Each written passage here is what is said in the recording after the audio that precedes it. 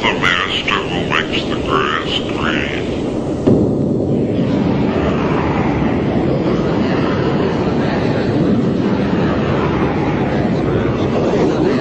Who makes the grass green?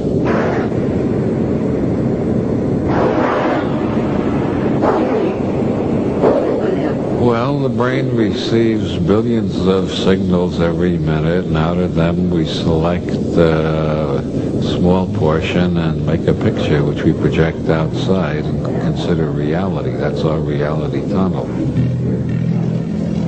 That's our reality tunnel.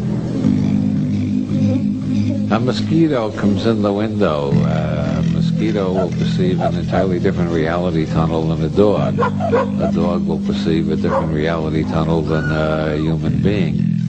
Everybody does it differently. That's why no two people ever perceive the same interlude of time. If you set a watch and then stop it and ask them how long it was, they'll guess anything from 15 seconds to 4 minutes. If you ask them what color something is, some will say green and some will say blue. And this is why the first problem in learning Zen Buddhism is generally to identify the great master who makes the grass green. Who is the master who makes the grass green? Who is the master who makes...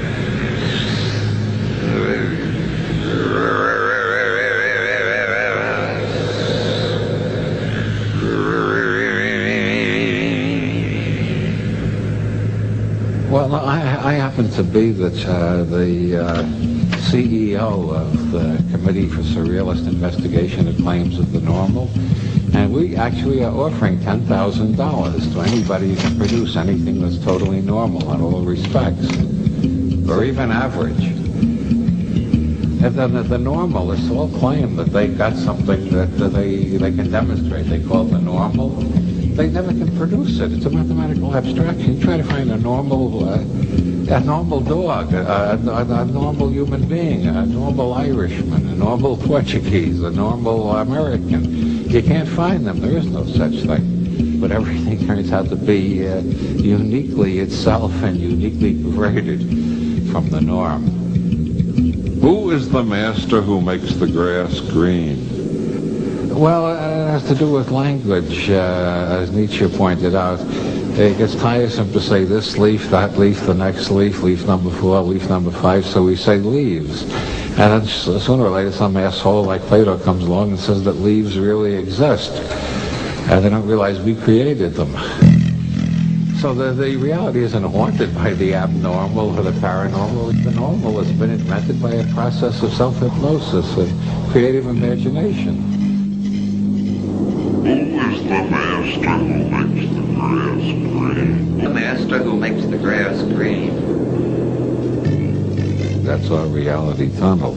Oh yeah, every reality tunnel is reinforced by a particular vocabulary. In Northern Ireland, there's a city that's called Derry by the Catholics and Londonderry by the Protestants. You say Derry in one part of town and the Protestants will shoot you. You say Londonderry in the other part of town, the Catholics will shoot you. And that's only one illustration. You go around the world, you find a million illustrations like that. People are entirely hypnotized by the words they use, and they want everybody else to use the same words too. The world is full of people who are killing one another over who has the right reality tunnel. As Noble Drew Ali said, if you let other people define reality for you, you are living in a world that is called hell. It's when you start creating your own reality that you can create a heaven. Who is the master who makes the grass green?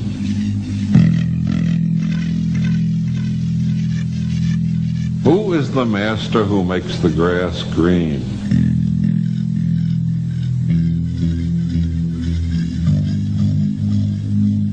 Who is the master who makes the grass green? If you're Van Gogh, you live in a world with cats that look like this. If you're not Van Gogh, your cat shouldn't look like this. The sad man lives in a sad world. The happy man lives in a happy world. The angry person lives in an angry world. At the end of the valley of decision, there is always choice. Reality is what you can get away with. If you can't get away with it, it ain't real.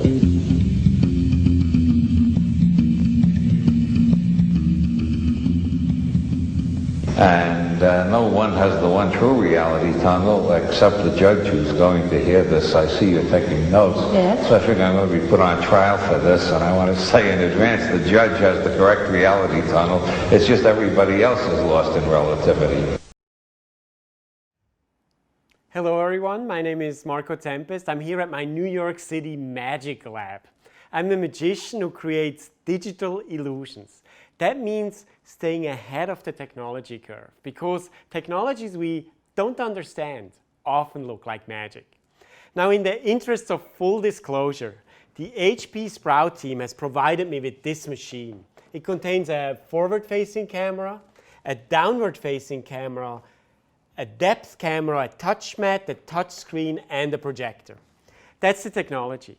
The magic comes from an application I developed. An application that tells a story about reality and illusion. So here is the reality, and on the screen we have the digital illusion. And here, well, as you know, this amazing device combines the two. Albert Einstein once said that reality itself was an illusion, although a very pleasant one. And yet, magicians play with reality all the time to enhance our experience of the world and make the impossible possible. And so do computer engineers and software designers. Their goal is to take the real world, copy it, transform it into a digital environment, and make it real again. Blended reality. Magicians call it magic. Magicians have always made great use of technology. In medieval times, the alchemists used chemistry and physics to convince the public of their magical powers and conjure up ghosts and spirits. For centuries, they've been ahead of the technological curve, and they continue to use technology to take the ordinary and make it extraordinary. But magicians aren't alone in their desire to transform the world. We all have the power to create. It lies deep within our imagination. The trick is to make the process as simple as possible, to go from thought to expression, to have an idea and be able to turn fantasy into reality. In the past, we have been limited to create in 2 dimensions. We draw, we paint, we literally just touched the surface. But what if we could manipulate every dimension, mold it, stretch it? Now you can reimagine the world and, like a magician, make it your own. What magic and technology have in common is the capacity for us to view the world in new ways. Today, we can all be magicians. We can take a bit of the real world, copy it, transform it, change it, even print it. But not just in 2 dimensions, but in 3, bringing our ideas, our thoughts, our notions into reality. All technology is magical when seen before its time, but some technologies are more magical than others. And the ability to blend reality and give form to our imagination is a goal we've long been reaching for. Blended reality was once an idea, and now everyone can use it. Enjoy the magic. Thank you.